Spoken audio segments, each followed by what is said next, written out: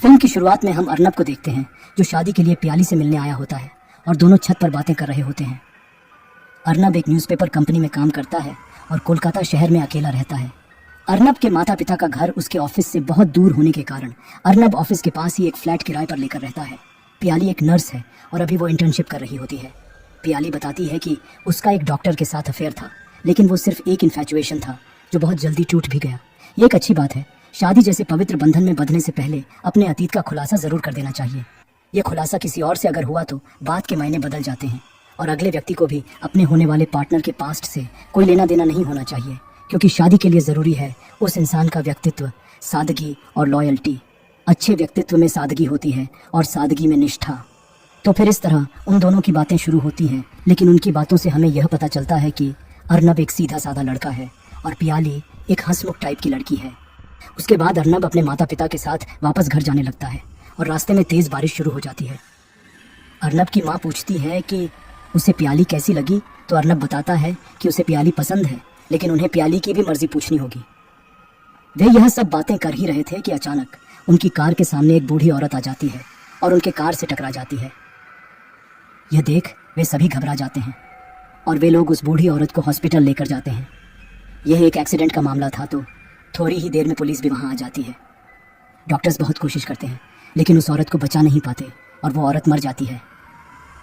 फिर अर्नब पुलिस को सारी बात बताता है, जिसे सुनकर पुलिस को भी उनकी बातें जेन्युइन लगती हैं, क्योंकि उस वक्त तेज़ बारिश भी हो रही थी। फिर पुलिस अर्नब को लेकर उस एक्सीडेंट स्पॉट पर जाती है, जहाँ पुलिस वहाँ के स्थानीय लोगों से पूछताछ करती है। तो वे लोग बताते हैं कि वो बूढ़ी औरत बहुत अजीब थी। वो किसी से ना तो बात करती थी और ना ही किसी से मिलती थी। वो कुत्तों को अपने घर में पालती थी, जिस कारण सभी उस बूढ़ी औरत को कुत्ते वाली बुलाते थे। फिर पुलिस और अर्नब उस औरत के घर जाते हैं। उस घर के पास जाते ही बहुत से कुत्ते उनके सामने आकर भौंकने लगते हैं। पुलिस किसी तरह उन कुत्तों को शांत कराती है और उस घर में जाकर छानबीन करने लगती है। छानबीन करते करते उन्हें एक कमरे में पागल सी दिखने वाली एक लड़की दिखती है, जिसका नाम रुखसाना होता है और वो एक चेन से बंधी हुई होती थी। फिर पुलिस रुखसाना को हॉस्पिटल लेकर आती है, जहाँ उसकी माँ के शव को रखा गया था। लेकिन रुखसाना को देखकर यह लग ही नहीं रहा था कि उसे उसकी माँ के मरने का कोई गम या दुख है। शायद उसकी मानसिक हालत ठीक नहीं थी कि वो समझ सके कि उसने क्या खोया है या फिर नहीं। रुखसाना की ऐसी हालत देख अर्नब को बहुत दुख और पछतावा होता है कि उनकी वजह से एक मानसिक रोगी का इकलौता सहारा उससे छीन लिया गया। और वैसे भी एक अच्छे और सच्चे इंसान की यही तो पहचान होती है कि वो दूसरों के दुख और दर्द को समझ सके। तो इंसानियत की खातिर अर्नब ने वो सब किया जो उसे करना चाहिए था। जैसे रुखसाना के पास बॉडी के डिस्चार्ज के पैसे नहीं थे, तो अर्नब वो पैसे दे देता है। यह सब करते करते रात हो जाती है और अर्नब देखता है कि रुखसाना के पास रात बिताने के लिए कोई ठिकाना नहीं है और रात को एक मानसिक लड़की को यूं अकेले छोड़ देना सही नहीं होगा। यह सोचकर अर्नब उसे अपने घर ले जाने का फैसला करता है। यह देख अर्नब की माँ बहुत गुस्सा हो जाती है, लेकिन ऐसी स्थिति में एक मानसिक रोगी की मदद करना अर्नब अपना फर्ज समझ रहा था। अर्नब अपनी माँ को बोलता है कि उनकी वजह से उस लड़की का सब कुछ छीन गया, जो उसे शायद पता ही नहीं, और बस एक रात की ही तो बात है। कल उसके माँ को दफनाने के बाद वो उसे उसके घर छोड़ आएगा। फिर हॉस्पिटल वाले उस औरत की बॉडी को मुर्दा घर ले जाते हैं।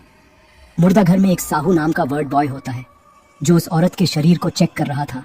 तभी वो उस औरत के हाथ पर एक निशान देखता है, जिसे देख वो बहुत डर जाता है और बाहर आकर बांग्लादेश में एक बूढ़े व्यक्ति को कॉल करता है, जिसका नाम कासिम अली होता है, और बताता है कि उसे आज एक बूढ़ी औरत की लाश मिली है, जिसके हाथ पर औलाद चक्र का निशान बना हुआ है। जिसे सुनकर कासिम अली चौंक जाता है।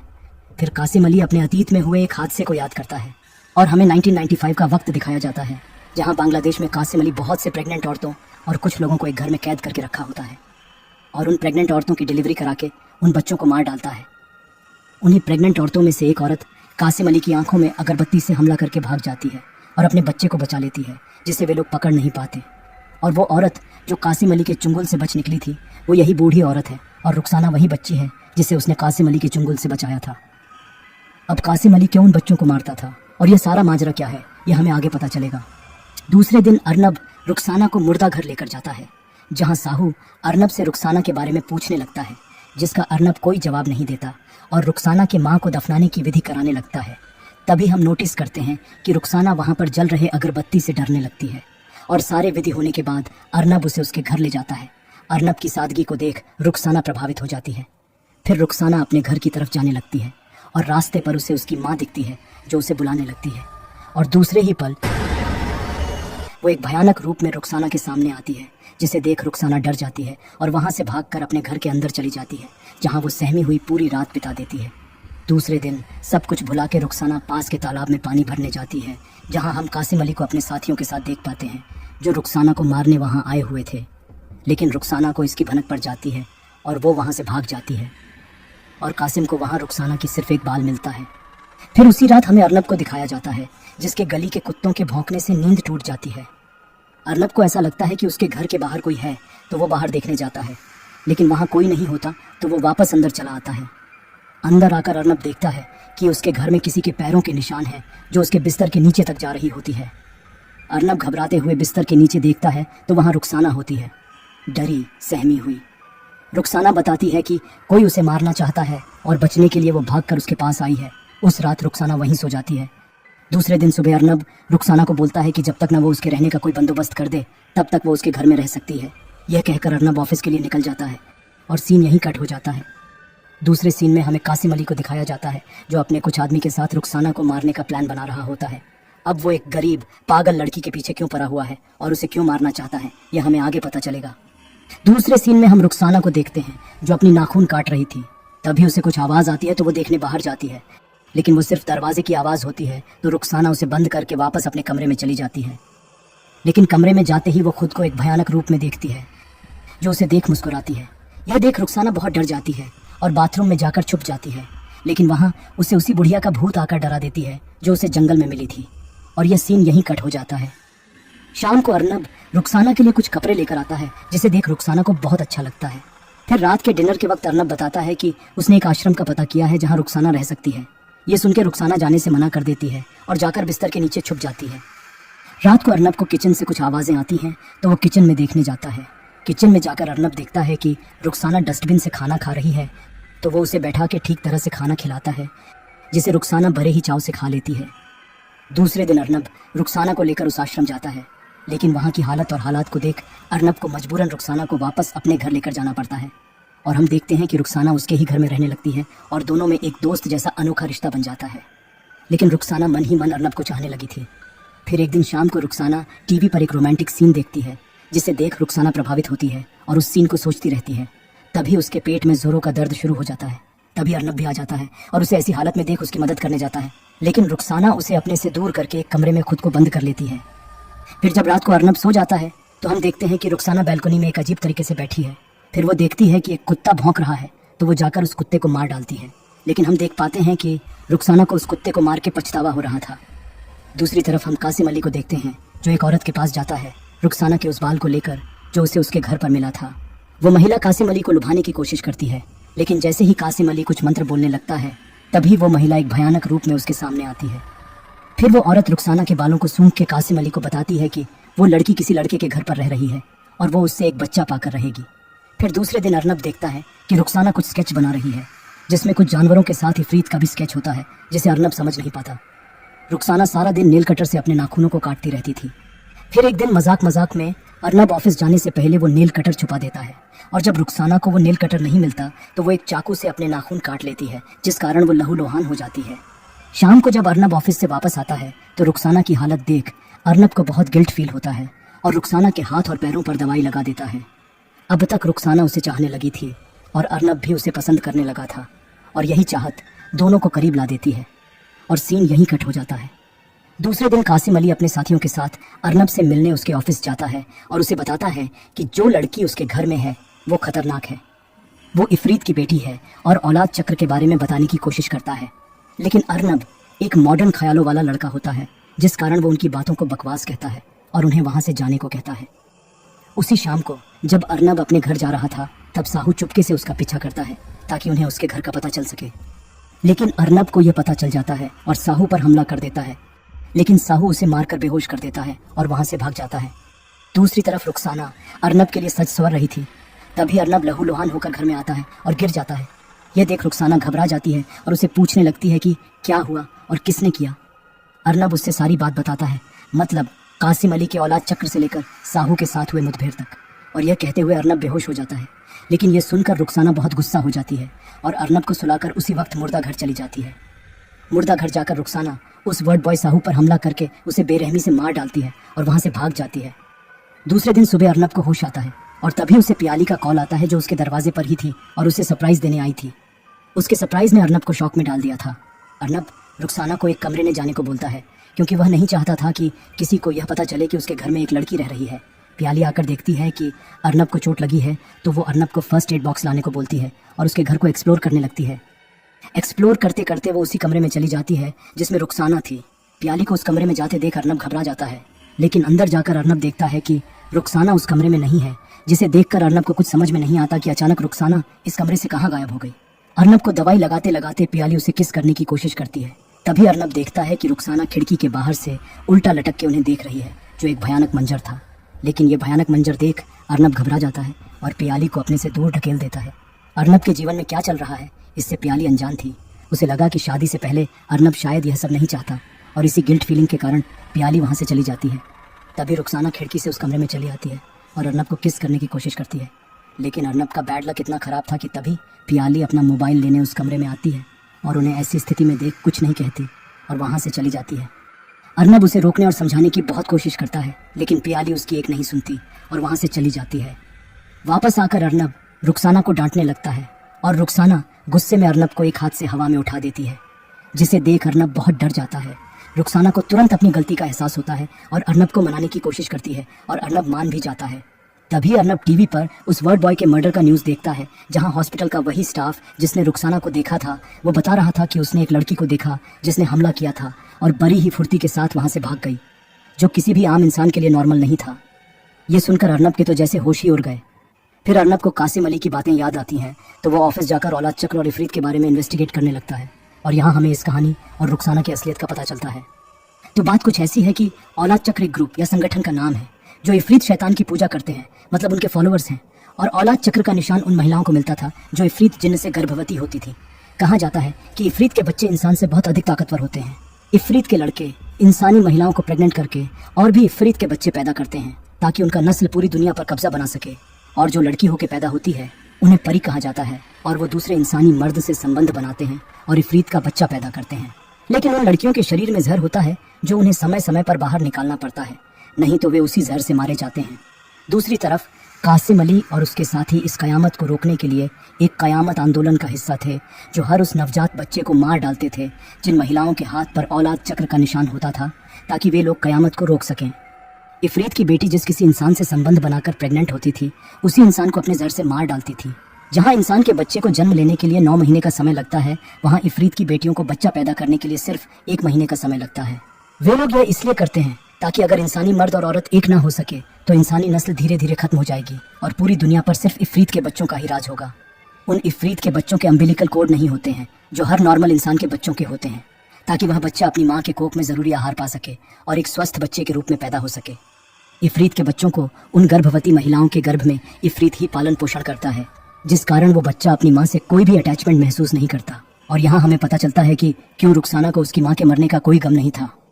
लेकिन इफरीत की बेटी होने के बावजूद रुखसाना शायद एक अच्छी लड़की थी जो बेवजह किसी को मरना नहीं चाहती थी, जिस कारण जब उसे अपने शरीर से जहर निकालने के लिए उस कुत्ते को मारना पड़ा तो उसकी आंखों में हम दुख और पछतावे को साफ साफ देख पाए। खैर, लेकिन पता नहीं कि इतना सब कुछ जानने के बाद भी कुछ इंसान इस कयामत और इंसानी नस्ल को ख़त्म करने के लिए समर्थन क्यों करते हैं। खैर, तो कासिम अली और उसके साथियों ने कयामत आंदोलन की शुरुआत की थी, जो इस कयामत को रोकने के लिए उन सभी इफरीत के बच्चों को मार डालते थे, और इस आंदोलन के कारण से इफरीत की नस्ल पर काफ़ी हद तक रोक लग गई थी। फिर कहानी प्रेजेंट टाइम में वापस आती है। ये सब जानने के बाद अर्नब के तो जैसे होश ही उड़ गए और पैरों तले ज़मीन ही खिसक गई। फिर अर्नब अपने साथ एक चेन लेकर घर वापस आता है। उस चेन को देख रुखसाना समझ जाती है कि अर्नब को उसके बारे में सब कुछ पता चल गया है और वो उससे डर रहा है, जिसके कारण अर्नब खुद के प्रोटेक्शन के लिए यह कर रहा है। यह सोचकर रुखसाना अर्नब को उसके पैरों में वो चेन लगाने में मदद करती है, लेकिन तभी कासिम अली अपने साथियों के साथ वहाँ आ जाता है। कासिम अली को वहाँ देख रुखसाना समझ जाती है कि अर्नब ने ही उन्हें बुलाया है और वो अर्नब से मदद के लिए गुहार लगाती है। लेकिन अर्नब रुखसाना को उनके हवाले करके वहाँ से अपने माता पिता के घर चला जाता है और खुद को एक कमरे में बंद कर देता है। और उधर हम देखते हैं कि कासिम अली इफरीत की आखिरी संतान रुखसाना को पाकर बहुत खुश होता है और उसे टॉर्चर करने लगता है, जिससे रुखसाना लहूलुहान हो जाती है।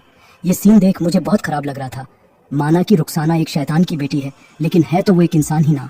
एक शैतान को मारने के लिए खुद शैतान बनना क्या सही है? ऐसा करने से एक शैतान और हमें क्या फ़र्क रह जाएगा? शायद मैं गलत हूँ, पता नहीं। आपको क्या लगता है?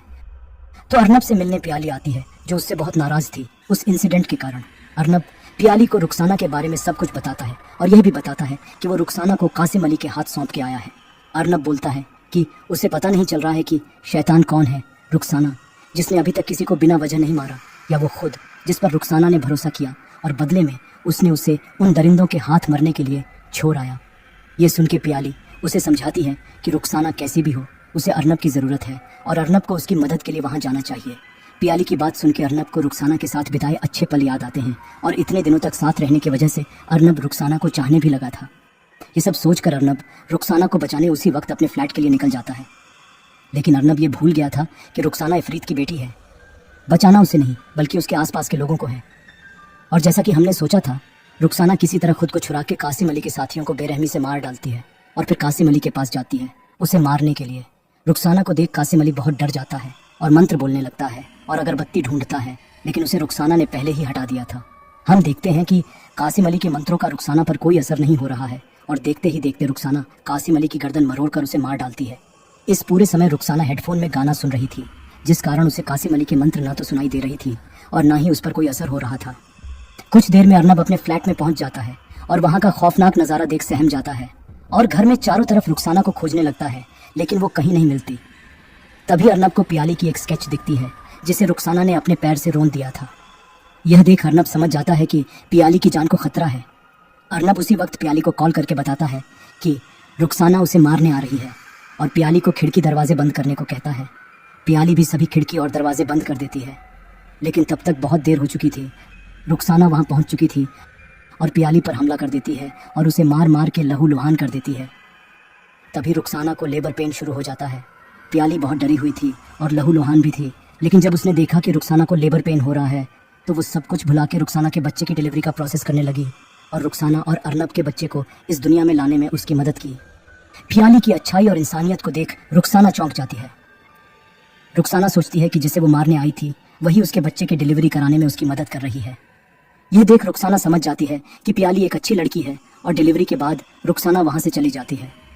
तब तक अर्नब भी वहाँ पहुँच जाता है और पियाली को ठीक ठाक देख उसे राहत मिलती है।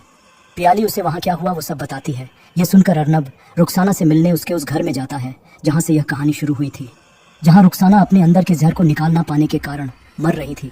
मरते मरते रुखसाना अर्नब को बताती है कि उनका बच्चा इफरीत का बच्चा नहीं, वो एक इंसान है, क्योंकि उसके बच्चे की अम्बिलिकल कॉर्ड है।